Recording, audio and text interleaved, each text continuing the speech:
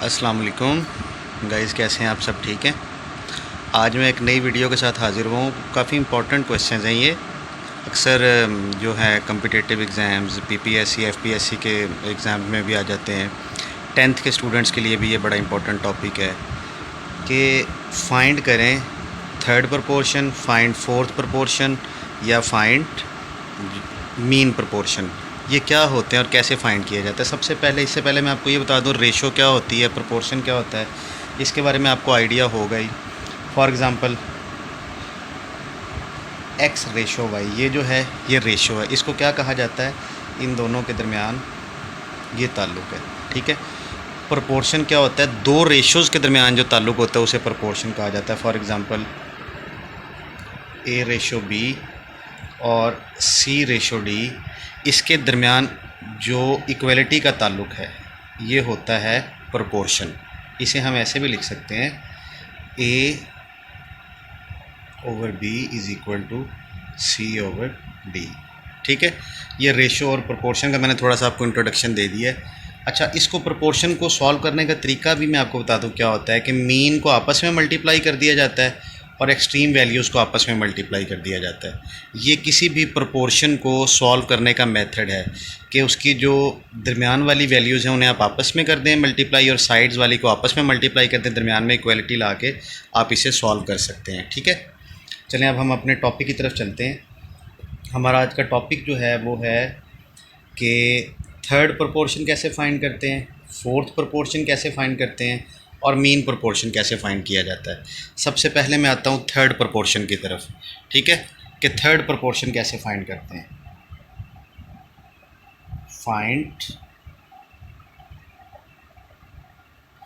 Third proportion of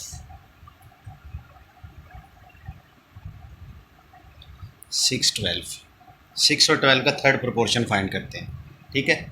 मैं late कर लेता हूँ, फ़र्ज़ कर लेता हूँ let x be the third proportion. मैं फ़र्ज़ कर लेता हूँ कि जो एक्स जो है वो थर्ड प्रोपोर्शन है, ठीक है जी। अब इसको कैसे रेशो में लिखना है ये सिर्फ तरीका आपने सीखना, बाकी बहुत इजी है। जब थर्ड प्रोपोर्शन में मैंने एक्स को फ़र्ज़ कर लिया कि x third proportion, x find करना है, इसे लिखने का तरीक़ेकार ये होता है 6/12 प्रोपोर्शन। थर्ड प्रोपोर्शन में जो सेकंड वाली जो एंट्री है, सेकंड वाली जो वैल्यू है उसे 2 टाइम्स लिखा जाता है, अगेन 12, और उसके बाद जो आपने लेट किया है वो आ जाएगा। क्या करना है, दो वैल्यूज़ आपको दी होंगी, थर्ड प्रोपोर्शन फाइंड करना होगा। आप x y z a b m n जो भी है आप लेट कर लें थर्ड प्रोपोर्शन। उसके बाद आपने क्या करना है जी कि सेकंड वैल्यू को 2 टाइम्स लिख देना है, ठीक है, और जो आपने लेट किया उसे लिख देना है, ठीक है। अब देखें, अब मैंने आपको तरीक़ेकार बताया है कि इसको प्रोपोर्शन को सॉल्व कैसे करते हैं कि मीन जो वैल्यूज़ हैं उन्हें आपस में मल्टीप्लाई कर देते हैं और एक्सट्रीम वैल्यूज़ को आपस में मल्टीप्लाई कर देते हैं।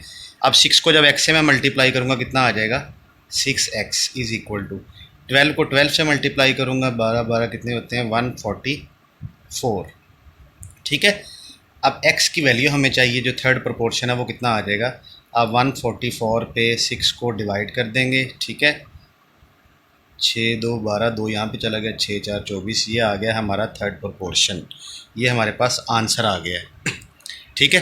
थर्ड प्रोपोर्शन आ गया है कि आप लेट कर लेंगे किसी भी चीज़ को, एक्स वाई जेड, जिसको भी थर्ड प्रोपोर्शन, और सेकंड एंट्री को 2 टाइम्स लिखेंगे और जिसको लेट किया उसे साइड पर रख के आप इसे सिंपली सॉल्व कर देंगे, ठीक है। अच्छा, इसके बाद आ गया जी, फॉर एग्जांपल वो कहता है जी आपको कि आप फोर्थ प्रोपोर्शन फाइंड करें, ठीक है। फाइंड फोर्थ प्रोपोर्शन ऑफ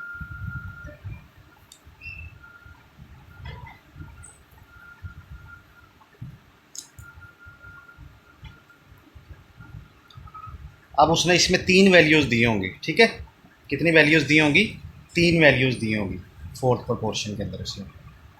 अब आपने पहले लेट करना है किसी भी चीज़ को कि ये फोर्थ प्रोपोर्शन है, ठीक है।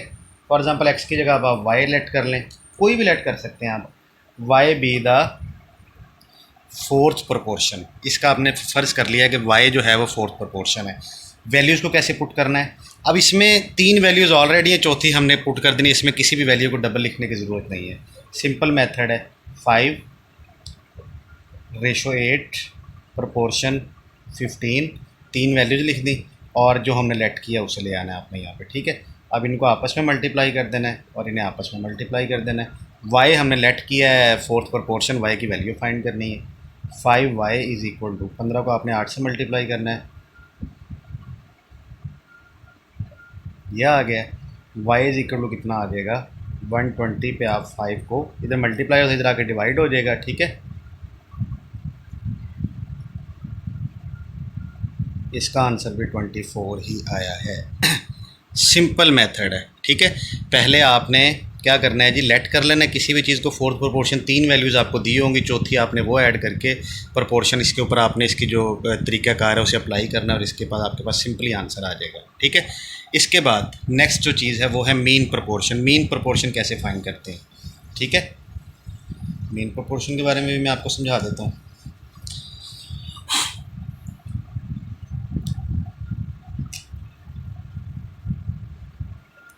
आ जाता है जी, for example question, find mean proportion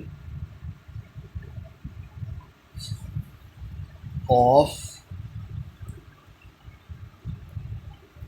20 and 45, ठीक है जी। 20 और 45 का मीन प्रोपोर्शन फाइंड करें। सबसे पहले वही तरीकाकार है, आप लेट कर लें, अब x y z कर लें। चलें जी, मैं m कर लेता हूँ। Let m be the mean proportion. फ़र्ज़ कर लिया है हमने कि जो m है वो मीन प्रोपोर्शन है, ठीक है जी। अब इसको कैसे हमने प्रोपोर्शन की फॉर्म में लिखना है।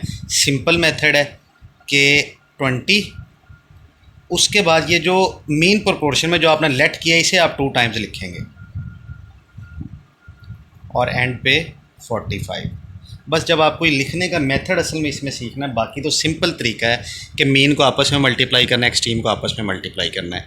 असल चीज़ जो सीखने वाली है वो यही है कि आपने इन वैल्यूज़ को पुट कैसे करना है, ठीक है। अब मैं मीन को आपस में मल्टीप्लाई करूँगा और एक्सट्रीम को आपस में मल्टीप्लाई करूँगा। एम को एम से मल्टीप्लाई किया, एम का स्केयर आ गया है ठीक है। और आपने 45 को 20 से मल्टीप्लाई करेंगे, ये हो गया 450, ये हो जाएगा 900, ठीक है। और अब हमें m फाइंड करना है, तो मैं दोनों साइडों पे क्या ले लूँगा, स्केयर रूट ले लूँगा स्केयर को कैंसिल करने के लिए, ठीक है। यहाँ पे m बच गया है और इसका स्केयर होता है 30। यह आ गया हमारे पास मीन प्रोपोर्शन। बहुत इजी है, बहुत ही इजी है। सिंपली आप लेट करेंगे किसी भी चीज़ को, लेट करने के बाद असल जो चीज़ है वो आपने इन वैल्यूज़ को जो है आपको ये पता होना चाहिए कि इनको पुट कैसे करना है, इनको किस तरतीब से लिखना है। जब आपको तरतीब से लिखना आ जाएगा देन आपके लिए ये जो है कोई मुश्किल काम नहीं है, ठीक है। जब आप इसे लेट कर लेंगे, थर्ड प्रोपोर्शन में दरमियान वाली को जो है उसे 2 टाइम लिखना है, ठीक है। और आखिर पे आपने वो लिख लेनी है जो लेट की हुई है। फोर्थ प्रोपोर्शन में आपको 3 वैल्यूज़ दी गई होंगी, उसमें आपने फोर्थ पे जो लेट किया है उसे लिख लेना है। मेन प्रोपोर्शन में भी आपको 2 वैल्यूज़ दी होंगी, लेकिन जिसको लेट करना है उसे आपने दरमियान में 2 टाइम्स लिख देना है। उम्मीद है आपको बड़े अच्छे से समझ आ गई होगी। ये बहुत इंपॉर्टेंट क्वेश्चन है, इसके आप एक एक क्वेश्चन की खुद प्रैक्टिस करें, बहुत अच्छे से आपको समझ आ जाएगा। दोबारा जहाँ पर भी ये क्वेश्चन आएगा इंशाल्लाह आपका मिस नहीं होगा ये question. Thank you so much. Video देखने का शुक्रिया। वीडियो को लाइक और चैनल को सब्सक्राइब कर दें। Thank you.